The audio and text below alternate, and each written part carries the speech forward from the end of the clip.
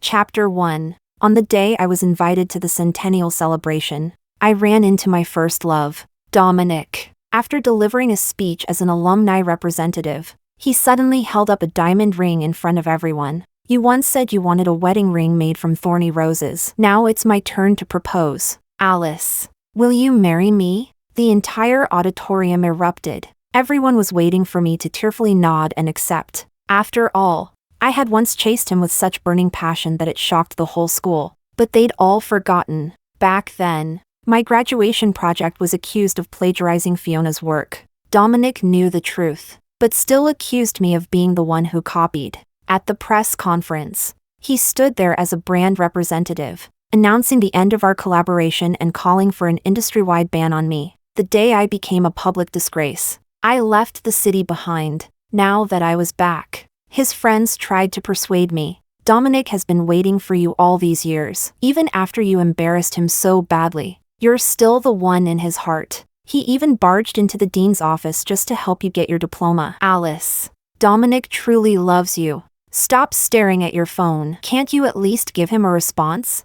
Seeing how indifferent I was to their words, his friend Leo looked displeased. I calmly put down my phone and looked at him without emotion. Dominic may come from an elite family, but he despises being praised for his background. Even though his father is a school trustee, he never used that connection for personal gain. But for your diploma, he stormed into the dean's office and nearly got a major demerit. Alice, do you even have a heart? Are you really that unmoved? Leo was filled with righteous indignation, listing off Dominic's past sacrifices like my lack of tears was some kind of crime. I frowned slightly and glanced around. The alumni watching the drama quickly looked away, pretending not to notice, yet clearly eavesdropping on every word. When the plagiarism scandal broke, it was huge. Even after 7 years, I could still see the contempt and mockery on the faces of these onlookers. Today was no different. I had only come backstage to help prepare for the celebration when Leo blocked me and unloaded this emotional speech. I didn't know if he was acting out of loyalty to his friend or if someone had asked him to do this after hearing I'd be attending. But to me, none of that mattered anymore. I sighed. What should I be feeling? It's all in the past. Maybe my answer wasn't what Leo expected. He furrowed his brow, staring at me with confusion. Chapter 2. I understood why he had that look on his face. After all, back in freshman year, I had chased Dominic with such fervor for 3 months that it made me the talk of the campus. When I learned he liked stargazing at the observatory, I went to great lengths to find meteorite fragments and handmade a star-shaped necklace for him. To spend more time with him, I risked being punished for breaking curfew by staying out late and loitering near the law library for 3 months straight, just to coincidentally run into him and keep him company while he studied. One stormy night, I heard he had a fever. I climbed over the dorm wall to buy him medicine, and ended up with a fractured right hand. When he asked what happened, I smiled and said I was testing the limits of human endurance.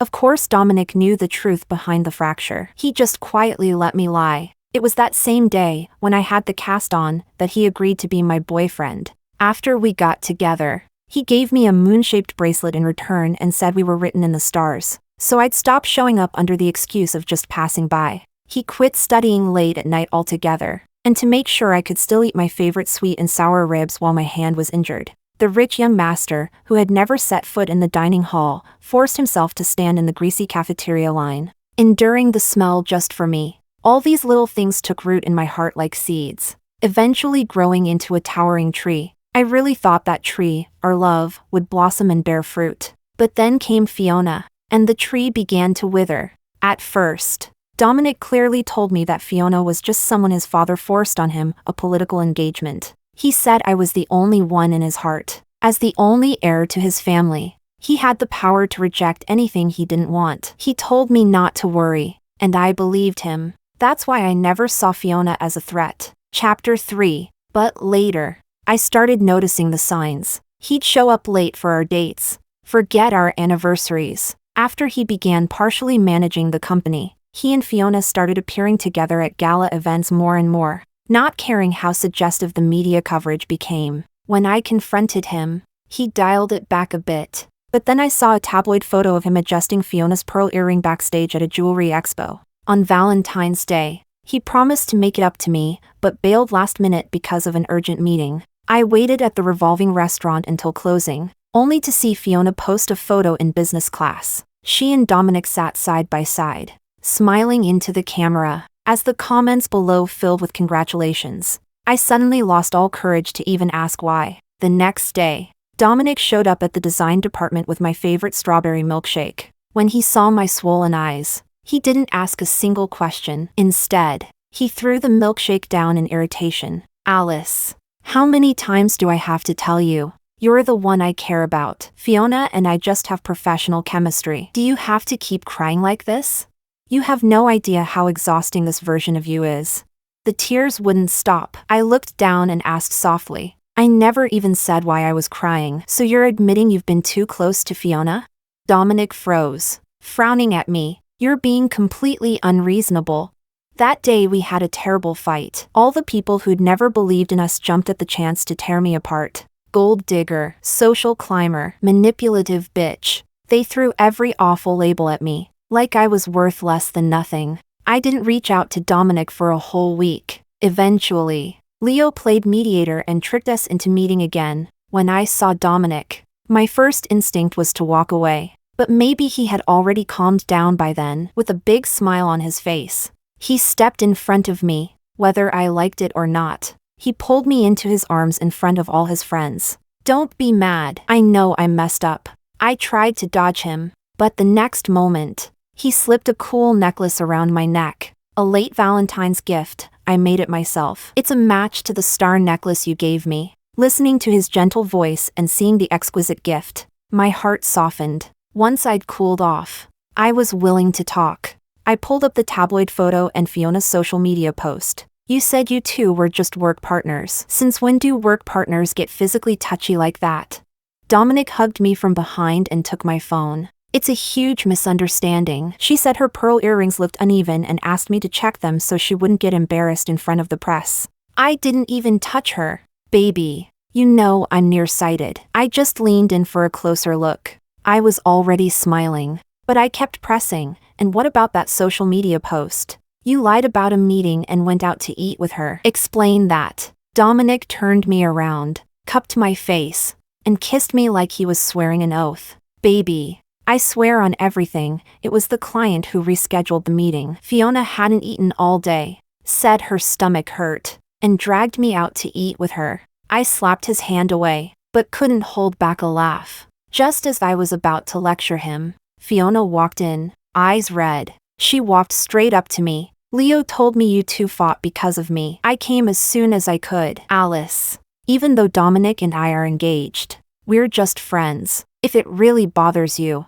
I can ask my dad to call off the engagement with his uncle. I'll even leave the country so I'm no longer in the way. Maybe it was raining outside, her clothes were soaked. She shed a couple of tears and turned to leave. I saw it clearly, the flicker of guilt in Dominic's eyes. He let go of me and chased after her. Right in front of me, he gently wiped the water off her face. His friends, seeing I was still standing there, began murmuring behind their hands. Their tone was full of blame, as if I were the villain. Fiona looked at me with wide, pitiful eyes. At that moment, I really felt like I was the one who didn't belong. That night, I barely touched my food and left early, claiming I wasn't feeling well. I thought Dominic would stay and take care of fragile little Fiona, but instead, he ran out into the rain after me. He pulled me into the nearest bubble tea shop, ordered a hot drink for me, then ran back out and came back with a towel. Alice, please don't be mad at me. Fiona's father is extremely strict. If she really goes home and asks to break off the engagement, she'll be punished by her family. I only see her as a little sister. That's the only reason I pay extra attention to her. Please don't overthink things. You're the only one I care about. Seeing me shiver, he sat beside me and pulled me into a tight embrace, rubbing my hands to warm them. Despite my inner resistance, his tenderness got to me. I decided to let go and give him my trust. But in the end, he didn't deserve it. Chapter 4. After that day, Fiona started clinging to Dominic openly and shamelessly. They discussed company strategy, talked about jewelry expos, so in sync they looked like a power couple straight out of a magazine. Even the alumni thought they were dating. Even I started to believe it. Fiona certainly acted like she was already on top. She came to me, chin high and smug, and said, "Alice, if Dominic can treat me like a sister now, he can treat me like a lover in the future. Just wait and see." I was speechless. I could only watch as she walked away with that victorious smirk. It was a weekend. Dominic had told me earlier that he was planning to unwind by playing basketball with his friends. I called him last minute and asked him to come see me. He was clearly annoyed. Didn't we agree I could go play? Now I have to bail on the guys. Do you know how embarrassing that is? I was already full of frustration and snapped at him, telling him everything Fiona had said. After I finished, his attitude got even worse. "You dragged me all the way here for something this petty? How many times do I have to promise you that Fiona and I are just friends? Alice, do you have any idea how exhausting it is being in a relationship with you like this? What's next? You want me to ask your permission to breathe? Don't you trust me?" His words hit me hard. Tears welled in my eyes as I bit my lip and asked quietly, "Dominic, I never said I didn't trust you. Are you admitting there's something between you and Fiona?" He met my gaze for a long moment, then finally let out a sigh. "Fine, I get it. Girls always need a sense of security. If you hate Fiona that much, I'll find a chance to talk to her and clear things up. But Alice, please, stop dragging me through this over and over again. The pressure from my dad is already killing me. I barely get any time to breathe. Can you just give me a break?" Graduation was approaching. His father was forcing him to give up his beloved law career and take over the family jewelry business. They'd been in a cold war over it. His father never liked me, so I didn't feel like I had the right to advise him. All I could do was give him space. "I'm really busy with graduation stuff. Let's not talk for now." With that, he turned and walked away. Watching his back disappear, I felt a chill seep into my heart. For the first time, I wondered if he was really worth it. Chapter 5. After that, Dominic didn't contact me for a long time, but I kept seeing him and Fiona studying late at the library together. Even when he gave up law and decided to study jewelry design abroad, I only heard about it from Leo. Then, just as my graduation project got selected by Tolling Jewelry for mass production, I was suddenly surrounded by a swarm of reporters. Cameras were shoved right in my face. "Alice, we received a tip-off saying your graduation project is plagiarized from Fiona's. Is that true?" I was stunned, stepping back as I tried to explain. "No, I didn't. That's slander." Fiona appeared just then, eyes red as she tearfully accused me. "Alice, you copied my work for your final assignments before, and I didn't make a fuss. But this time, the Thorned Rose series was something I created especially for Dominic's birthday. He even helped me revise it. How can you still deny you stole it?" All the cameras turned to Dominic, waiting for his response. I looked at him too, but Dominic avoided my gaze and spoke to the cameras. Thorned Rose was indeed Fiona's concept. I saw her sketch it with my own eyes during our late-night study sessions. I froze completely under the blinding flashes. I walked up to him, looked him in the eyes, and asked, "So you're saying I plagiarized?" My voice cracked as tears filled my eyes. There was a flicker of guilt and hesitation in Dominic's eyes, but in the end, he still insisted that the design was originally Fiona's, and Fiona immediately added fuel to the fire. "Alice, I know you're Dominic's girlfriend, but that doesn't mean you can force him to lie for you." I couldn't speak. My throat was blocked with grief as I watched the two of them, completely in sync, acting out their scene. Dominic seemed to hesitate and reached toward me, but Fiona cut him off with another perfectly timed line. She hired thugs to threaten me, told me to admit that I was the one who plagiarized. If Dominic hadn't stood up for me today, I'd be ruined forever. As she wiped her tears, the sleeve of her chiffon blouse slipped down, revealing several ugly cuts on her arm. Dominic's pupils constricted. He grabbed her arm in shock. "These cuts, what happened? Who did this to you?" Then he turned to me, his eyes ice cold, stabbing straight into me, swallowing my heartbreak. I raised my chin and said quietly, "I didn't do it. If you want to play hero, go ahead, but don't drag me into your drama kink." "Alice, you're still denying it?" Now his gaze was full of disgust. "Fiona is soft and gentle. You, on the other hand, are sharp-tongued and always bad-mouthing her behind her back. She's been patient with you, and all you've done is double down on your cruelty." I was stunned. I felt the blood in my veins run backward. Dominic, is that how you see me? You'd rather believe her lies than trust me? I gave you the benefit of the doubt. And what did I get? Nothing but more bullying from you. As soon as he said that, the reporters swarmed in, their aggressive questions stabbing straight into my heart. I stood there in shock, nearly shoved to the ground several times. He just watched coldly. All around me were sneers, mockery, and contempt. Then Dominic climbed up on stage, picked up the microphone, and declared, as the brand representative, I officially announce that our collaboration with Alice is terminated. I believe every designer should uphold professional ethics. Plagiarism is shameful. The spotlight shone down on him like he was some divine savior. Fiona looked up at him with adoration. And me? I could barely hear anything beyond his words. Industry-wide blacklist. Someone threw a glass of water at me. Then more things were hurled. I stumbled back and finally fell at their feet. Looking up, I saw Dominic shielding Fiona as he walked her backstage. I let out a hollow laugh and stopped struggling. After it was over, I got a call from the dean.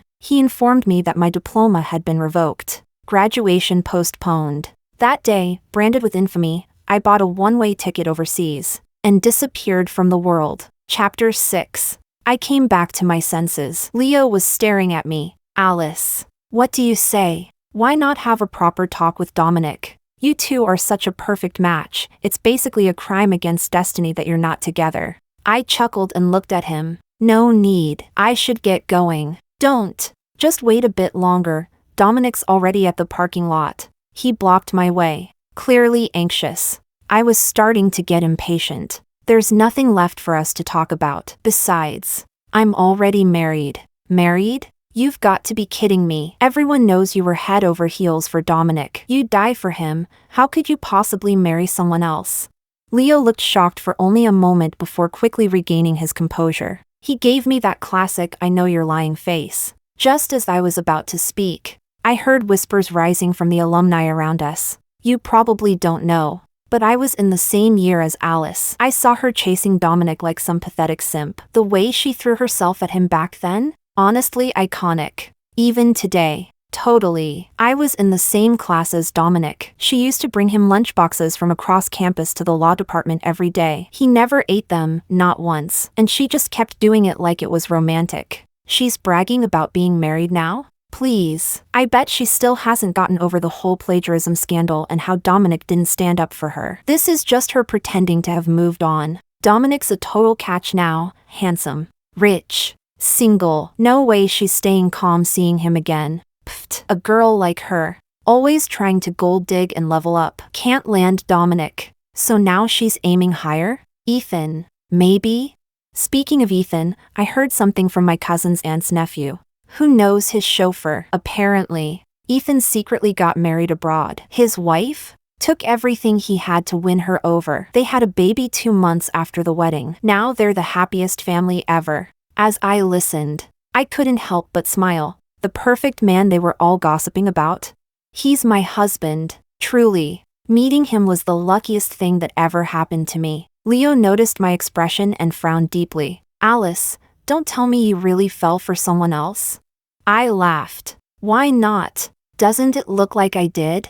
His frown deepened, eyes locked onto mine. After a long silence, he sighed. All right. Fine. If you insist you're married, then at least talk to Dominic face to face. Saying that, he whipped out his phone and started texting furiously. From the corner of my eye, I caught Dominic's avatar on the screen, but looked away as if it didn't matter. Not because I still had feelings for him, but because our old couple profile picture was still there. I had designed it myself. I recognized it instantly. 7 years ago. He hurt me beyond repair. And now he pulls this?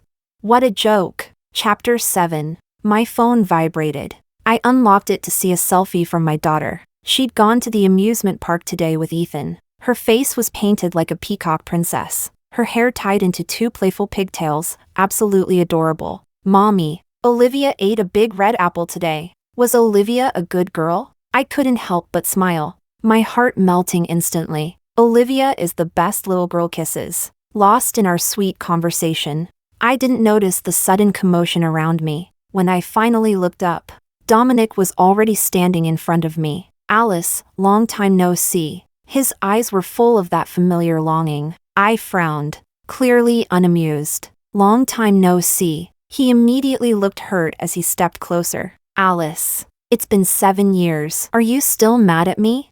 Please, don't talk to me like a stranger. I can't take it. I stepped back coldly, raising my arm to keep him from getting too close. You're overthinking it, Dominic. There's nothing between us anymore. I'm not angry. I don't care enough to be. The whispering around us grew louder, and I could feel the stares locked onto me. I hated that feeling. I sidestepped him, ready to leave. Seems like your adoring juniors are fascinated by you. I'll take my leave, worried he might follow. I picked up my pace on purpose, but the moment I exited the backstage hallway, he caught up with me again. Alice, please, I won't say anything else. Just don't leave. Seeing me step back again, he lowered the hand he had reached out with, visibly wounded. Today's the anniversary event. Can't you stay until it's over? I swear I won't bring anything up. I was about to respond when the loudspeaker crackled to life, announcing the start of the ceremony and asking everyone to enter the hall in an orderly fashion. I ignored him and followed the crowd inside. Dominic followed me to my seat but was quickly pulled aside by a faculty member. Dominic, I've been looking all over for you. You're up next as the alumni speaker. He followed the staff member, but kept looking back at me as he walked away. Only when those intense eyes finally left me did I think the chaos was over for the day. But before I could breathe a sigh of relief, Dominic appeared on stage and pulled out a diamond ring in front of everyone. You once said you'd make me a wedding ring out of thorned roses. Now it's my turn to propose. Alice, will you marry me? Chapter 8. In an instant, the entire auditorium fell silent. Over 1,000 eyes locked onto me. I gently twisted the wedding ring on my left hand, calmly watching as Dominic walked down from the stage, step by step, toward me. When he reached me, he dropped to one knee and held out the ring. Marry me. I gave a cold laugh, smacked his hand away, and raised my hand to show the diamond on my ring finger. Show some respect. I'm a married woman. His pupils contracted in shock, but the next second, they lit up again. He spoke excitedly. Alice, you're still jealous of Fiona, aren't you? That's why you're making up this excuse to push me away, right? Yes. You plagiarized her idea back then and hurt her, but I already made it up to her using my own resources. And now she and I cut him off with a sharp wave. Enough. I stood up, towering over him. Dominic, after all these years, you're still the same arrogant, narcissistic jerk. You're just as unbearable as ever. Talking to someone like him was pointless. I stepped around him, planning to walk straight out, but Dominic thought I was only acting this way because I hadn't moved on from the past. That as long as he sincerely apologized, I'd eventually forgive him. So wherever I walked, he followed. When I stopped, he took out the ring again, looking up at me with all the seriousness in the world. I was beyond fed up. I'll explain this one time and one time only. First, I didn't plagiarize anything. Thorned rose was my original design. Second, I'm married. I have a husband and a daughter. And third, and most importantly, I'm not mad at you. I'm not holding any grudges. I just don't want anything to do with you. My husband gets jealous, hearing how serious I was. Dominic stumbled slightly, disbelief on his face. You told me you'd only ever marry me. You're lying, aren't you? I looked at him, biting back my frustration. His eyes turned red. Alice, I waited for you all these years. Why would you betray our promise like this? How can you be so cruel? Those words pushed me over the edge. You're blaming me? Betrayal?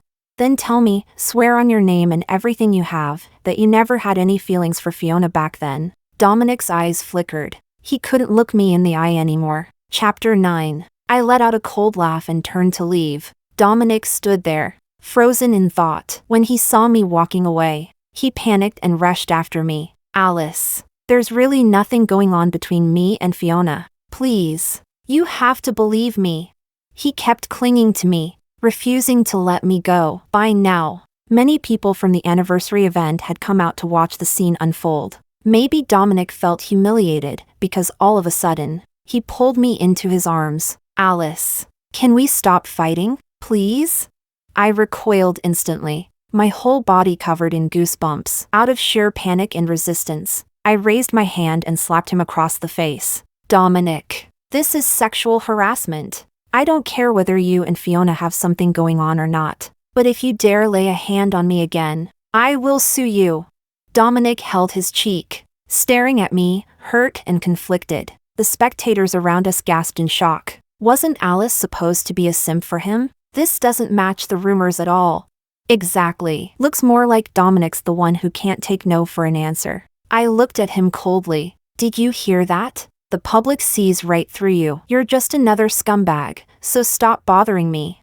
With that, I shot him a sharp glare and turned to leave again. But Dominic clearly couldn't take a hint. He kept following behind, trying to explain himself. When he saw the coldness in my eyes, the words caught in his throat, I frowned and finally turned around, ready to confront him. But just then, a sweet child's voice rang out from behind. Mommy! I turned around in surprise. Olivia came flying into my arms like a happy little butterfly. Mommy! Olivia missed you so much. Laughing, I scooped her up and kissed her soft, fair cheek. Mommy missed you too, sweetheart. Dominic stared at us, mouth agape. Alice, is she? Before I could answer, a tall, handsome man stepped out of a car and walked toward us. Babe, I came to take you home. Dominic was stunned, completely frozen, as Ethan wrapped his arm around my waist. I gave Ethan a smile. Olivia told me she ate a big red apple today, and she hates apples. What trick did you use to get her to eat it? Take a wild guess. He pulled me into his arms and playfully flicked my nose. The crowd started buzzing again, even louder than before, and their voices seemed to snap Dominic out of his daze. He looked like he was about to cry and laugh at the same time. Alice, who are they? You're lying to me, right? I rolled my eyes at his pitiful expression. What? You think you're important enough for me to stage this whole show just to fool you? Then who's Olivia? Olivia suddenly asked in her sweet little voice. I turned to her with a smile. Olivia is Mommy's little sweetheart. And what about Daddy? Is he your sweetheart too? Yes. Daddy is also Mommy's sweetheart. Ethan's eyes sparkled. He leaned in and kissed my cheek. And Mommy is my sweetheart. Blushing, I nudged him away. Stop it, people are watching. He leaned in close and whispered in my ear. Then let's go home and not behave. My face flushed red instantly, holding Olivia tightly. I hurried toward our car, stammering, let's go now. Chapter 10. After 3 years of marriage to Ethan, I still blush and feel my heart race whenever he whispers sweet nothings to me. Ethan laughed happily, following us toward the car. Dominic just stood there, staring in despair. When he realized I was really leaving, he panicked and ran after me. Alice, don't go! I stopped and turned around. His eyes were filled with a sorrow so heavy it felt tangible. If this had been 7 years ago, I would have run straight into his arms the moment I saw him like that and told him I loved him. But this is 7 years later. Now, I felt absolutely nothing for him. His pain didn't stir a single ripple in me. In fact, the more he clung to me, the more disgusted I felt. I gently placed Olivia in her child's seat in the back. Then I leaned in and kissed her forehead. Sweetheart, stay here for a moment, okay? Olivia blinked her innocent big eyes, glanced at Dominic behind me, then nodded obediently. Only then did I turn back, walking to stand beside Ethan and interlacing my fingers with his. If you've got something to say, make it quick, say it all right here in front of my husband. Dominic's eyes were a storm of grief. He swallowed repeatedly, but not a single word came out. Ethan picked up my hand, playing with it casually, his smile subtle and mocking. Lost your voice now that I'm here? That's unfortunate, because I'm not leaving my wife alone with you. Dominic clenched his jaw, his jealousy burning in his eyes. What are you so smug about? Alice and I were together for 4 years, we were in sync in every way. You've only been in her life for what, 3 years? How can that compare to a bond we built since childhood? She's just momentarily blinded by you. Once she wakes up, she'll come back to me. Ethan met his gaze with a half smile but said nothing. My heart skipped a beat. I knew him well, he might look calm, but he was already getting jealous inside. The vinegar jar had tipped over. not wanting to lose sleep over this tonight. I quickly jumped in. Dominic, stop spewing nonsense in front of my husband. Being with you was the biggest stain on my life. My husband is irreplaceable in my heart, so do yourself a favor and get lost. Dominic stood there as the light in his eyes shattered. His voice came out hollow. Alice, am I really just a disgrace to you? I looked him in the eye and answered calmly. Yes. Dominic finally broke down. He staggered and collapsed to the ground. But I didn't stop there. I looked him straight in the eye and said, I've made myself clear today. You're worth nothing to me. Not then. Not now. If you have even a shred of dignity left, stay out of my life for good. Without another word, I turned around and walked back to the car, hand in hand with Ethan. As soon as the car door closed, he pulled me tightly into his arms, his fluffy hair brushing against my neck. Babe, you were amazing. I love you so much. I laughed and ruffled his hair. I love you and Olivia too. Ethan's roots are here in this country. He fell in love with me while studying abroad and moved back to build his career here. Now his parents are getting older, and since he's their only child, I couldn't bear the thought of them being alone year-round, so I decided to stay and grow our life here. Ethan fully supports my career. He knows I'm independent by nature. I hate rigid 9-to-5 schedules and despise relying on his connections. So he helped me prepare a full business plan for my own venture. I was incredibly touched. These days, aside from picking up and dropping off Olivia, I pour my energy into building my own business. Chapter 11. For a long time, my life had been peaceful and fulfilling, until our former university class rep organized a reunion and insisted I attend. I thought of how I'd been ostracized by everyone back then because of Dominic. Only the class rep had ever looked out for me. So, I agreed. I was driving to the address he sent when I was flagged down by some passersby after their car broke down with a flat tire. I always keep a toolbox in my trunk, so I pulled over. But just as I opened the door to get out, I saw Dominic, covered in grease, standing up and thanking them. When he saw me, his eyes lit up in surprise. But he hesitated, not daring to approach. I simply gave a neutral and set down the toolbox, intending to leave immediately. But he rushed over and blocked the front of my car, urgently saying, Alice, wait, let me change the tire and drive you to the reunion. I don't feel safe letting you go alone. I gave a cold laugh. Of course, he was attending too. No need. But he didn't move. He just stood there, looking at me. I sighed and gestured for him to go change the tire. I wasn't leaving anymore. Only then did Dominic smile, like a child who just got a piece of candy. In the 4 years we were together, I'd never seen him smile like that. While he worked on the tire, he kept glancing at me. I leaned against the car door, staring into the distance, doing my best to ignore the tenderness in his gaze. I put the toolbox back in your trunk. Thanks, Alice, he said after a while. I gave another with no interest in making conversation. He shut the trunk, and I moved to get in the car. But again, he stepped forward, this time grabbing my wrist, not caring that his hands were still stained with oil. Let go!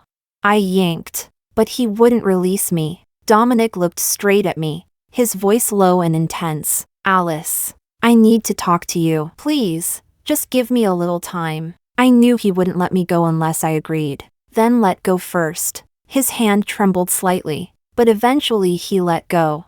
Eyes downcast, I rubbed my wrist and walked to a large tree nearby. He followed, then spoke with a bitter look. Alice, I know you hate how arrogant I was, how I thought I had everything under control. His words actually caught my attention. I didn't respond, so he gave a self-deprecating smile. I realized too late. I was so stupid. I knew my father didn't like you. Yet I still let Fiona into my life. I thought I could handle it, that she wouldn't come between us. What are you trying to say? I cut him off, growing impatient. Dominic gave another bitter smile and looked straight at me. These past months, I investigated everything, the plagiarism scandal, the cuts on her arms, all of it. It was a setup. My father and Fiona planned the whole thing to manipulate me, to destroy our relationship so Fiona could take your place. I nodded. Got it. Anything else? Dominic froze, then 2 silent tears slid down his face. Alice, please forgive me. I was set up. I'm a victim too. Sure. It was a setup, but don't tell me you never had selfish motives. I looked up at him, unflinching, exposing the truth he didn't want to face. Even if Fiona was at fault, with your resources, you could have uncovered the truth. But you didn't, because deep down, you were already swayed by her. He opened his mouth to defend himself, but I raised my hand to cut him off. Don't bother. Whether you had feelings or not, you know the answer. Dominic lowered his head, voice trembling. Maybe I was distracted back then, but I swear, nothing ever happened between us. You were always the one I loved. Always. Since you left, I drove her away. I stayed clean. Stayed single. Alice.